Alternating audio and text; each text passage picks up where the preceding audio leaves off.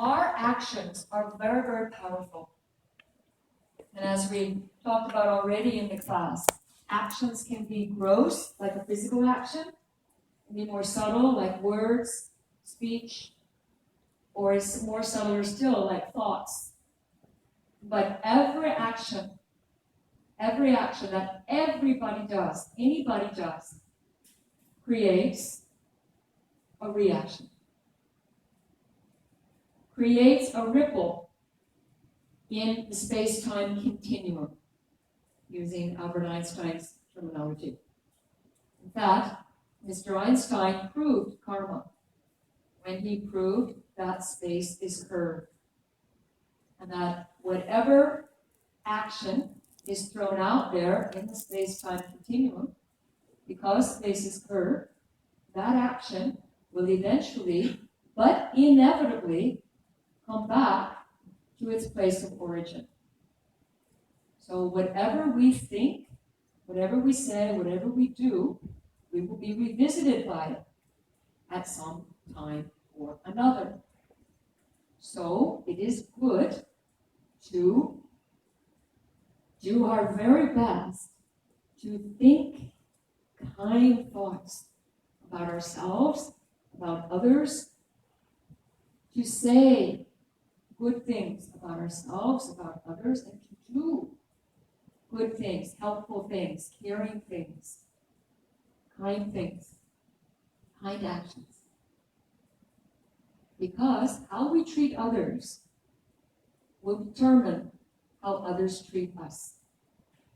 How others treat us, because others are just agents of our karma.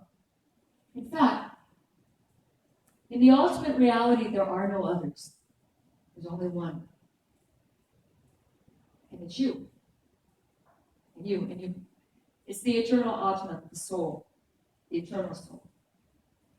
So the illusion of a multitude of others is that. It's an illusion compared to the ultimate reality. But nonetheless, it's a very real illusion.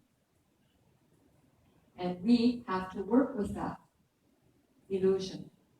And that has to do with our relationships and our actions. Patanjali says in the Yoga Sutra that an enlightened yogi does not have any karmic, no karma anymore. They are just dwelling in pure existence, in joy. So the child suffers, the child is suffering because of past actions. We're born into this world, it's not the first time around. No innocent victims, in other words. The animals in the factory farms that are being abused, they're not innocent victims. They're defenseless, yes. And should we allow it to continue? No. We should do everything we can to alleviate suffering of others. No matter if they are human children and babies or animal children, babies. We should do all we can to uplift the lives of others and to alleviate suffering. But we have to acknowledge that everyone, no matter who they are, finds themselves in their present situation because of their past actions. It isn't a punishment, it's just the kind of seed you planted. And we all have a choice. We can plant whatever seeds we want. But those seeds will sprout. And we will have to live with, the garden that we planted. We will not only have to live with it, we'll have to live in it. We have to go become it. So,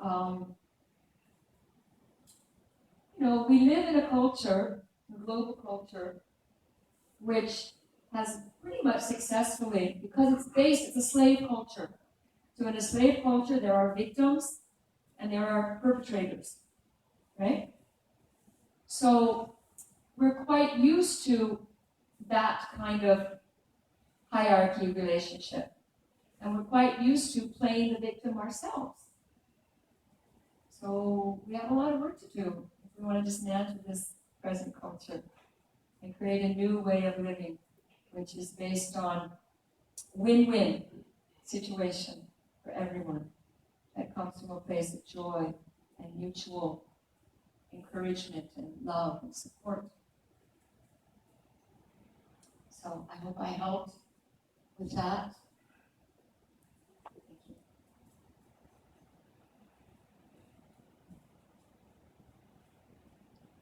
Hey, there's one over there. Wonderful.